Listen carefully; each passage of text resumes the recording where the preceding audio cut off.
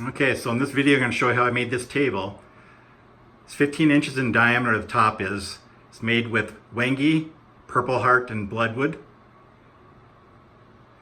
The apron is segmented. It has 23 rows. Each row has 180 segments per row. So there's a lot of segments there. And the legs are Purpleheart.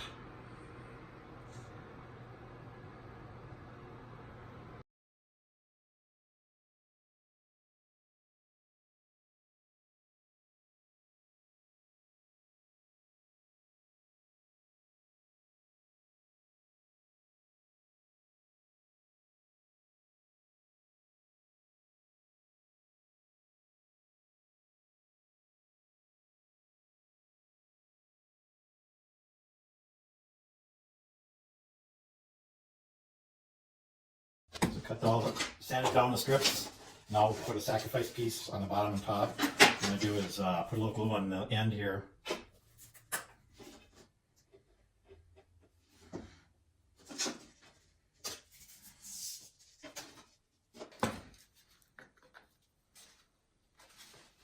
It's really important to have these ends squared up. So when to gain maximum width, otherwise you're gonna make it square later and you'll lose a lot of wood there. So just make sure you got a square like that. Just let it dry now. So I've changed the way I cut segments now. Now I'm using the wedgie sled. The only difference here is from normal is there's a center line in the wedgie sled, and also in the wedgies themselves they have a center line. So what you want to do is line them up, the two center lines here, and then tighten like you would normally tighten. You do need a good cross-cut blade. This happens to be a Freud 80 tooth thin curve. It's called the Ultimate Cutoff by Freud. And then the other thing here is this stop. Don Coleman sent me a picture of his similar to this, and I said, I got to make that. So here it is.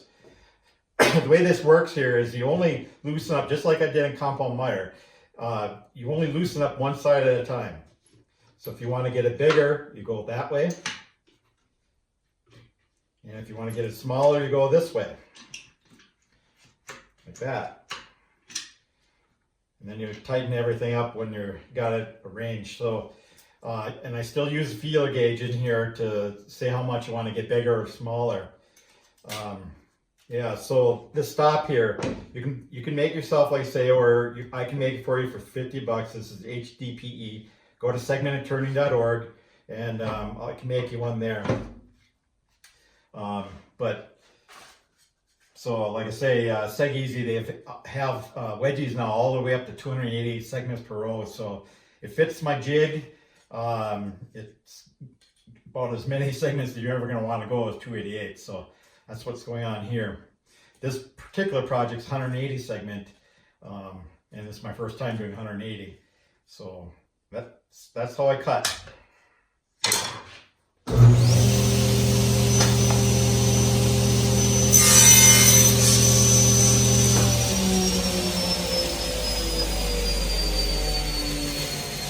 So now I got 8 pieces here. So we're on the base here now. So this is going to be 11¼ inch diameter with 24 rows going up. Each piece is 0.15 inches high, and it's 180 segments per row. So what I'm going to be using here is the inline holes first, and then the next row I'll use the offset on the other set of holes here. So I put one down, skip 2 holes, put one down, skip 2 holes all the way through here. So that means with 180 segments, I'm gluing 60 segments down each time, and then I'm filling in the 120. So, and I have a line here that is at 11⅛. But what happens here is the tail end of this is actually right exactly at the diameter here, so I can just follow that. I don't need to have the guide here, the size guide. I just can move that out of the way and glue away.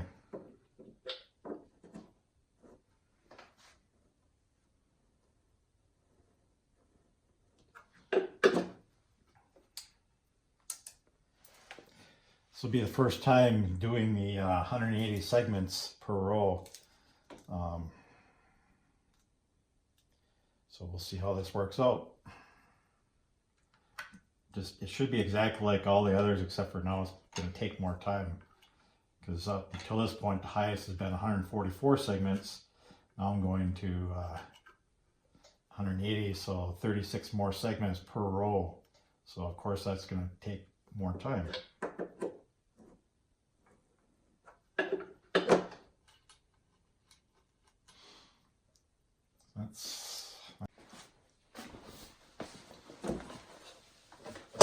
Alright, so now I'm going around and filling in the holes. What I found works best is to actually have your piles separated in small, medium, and large pieces. I'm talking about the segment edge, small, medium, and large. These pieces are so close to each other, within a couple, 3/4 thousandths, but that makes a difference when you're putting them down. Sometimes they'll be tight, other times be loose. So then you can change a piece around to pick either the larger piece or a smaller piece. The beauty about doing it this way, filling in, now the 60 that you glued down earlier are nice and tight, so you can push these pieces in so you get a good joint. So that's the benefit of doing this.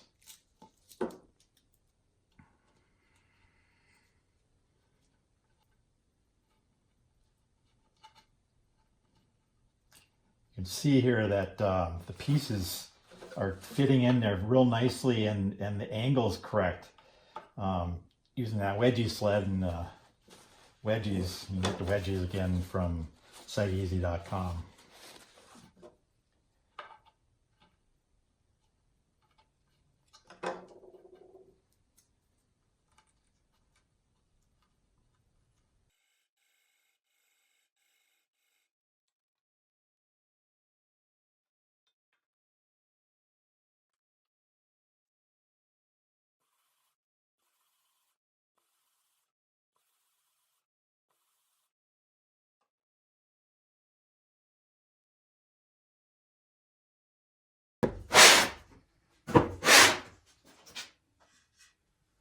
Good.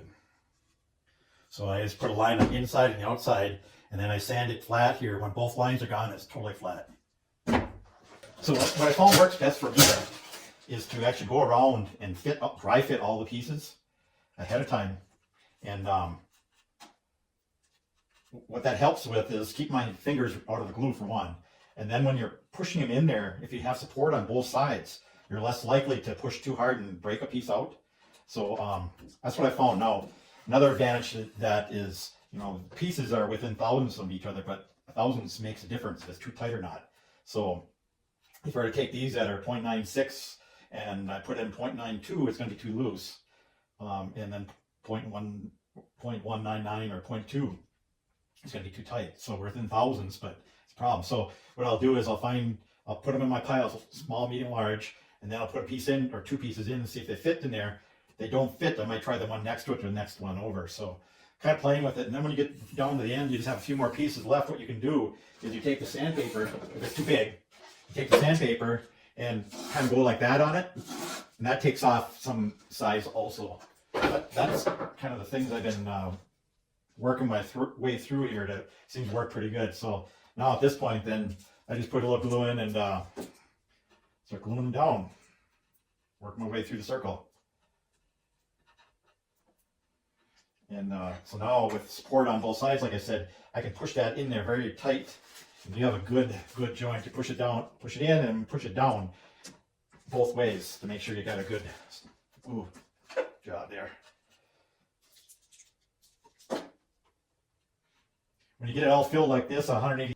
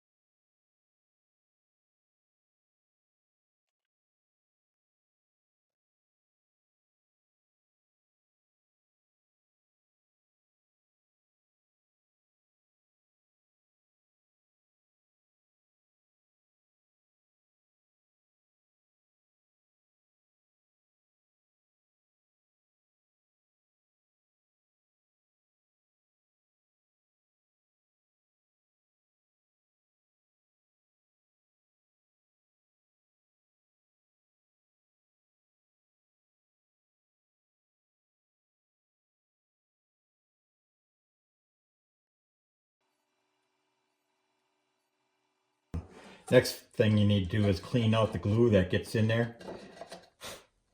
Just quickly can go through it, scrape it off.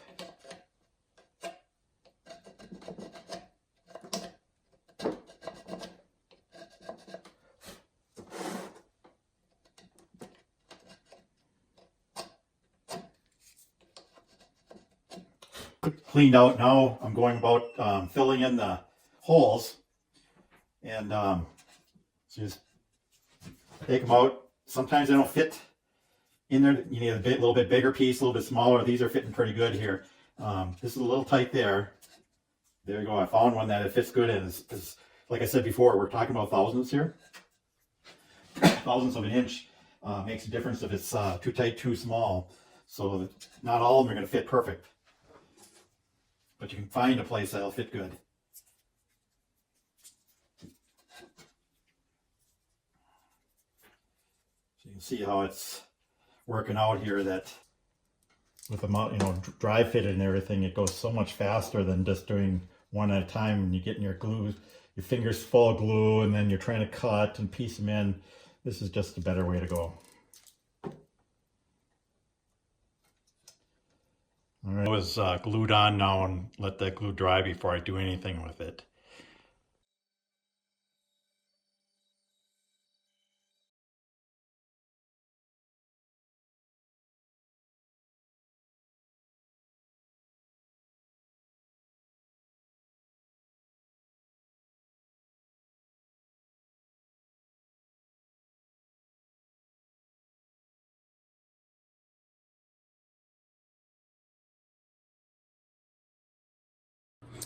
So I got the legs attached to the table apron and to the base here.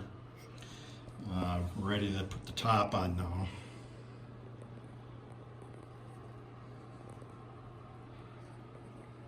So that's how I attached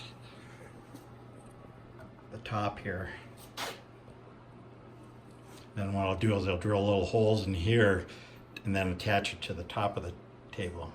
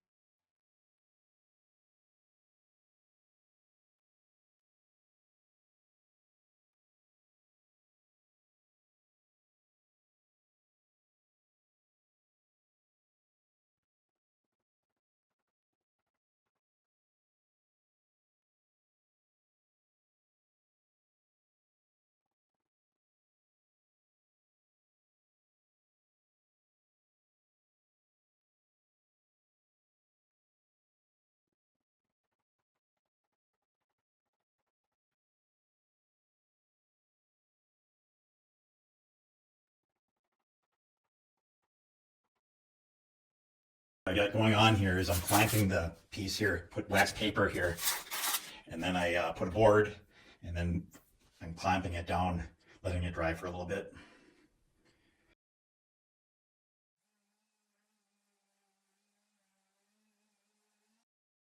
I'm doing here, I drilled 4 holes. The holes will go through, drill 4 holes here also. And that will secure it. What I did here was made the holes on the tabletop here bigger than they needed to be, so there can be some of this movement if there's any expansion of wood.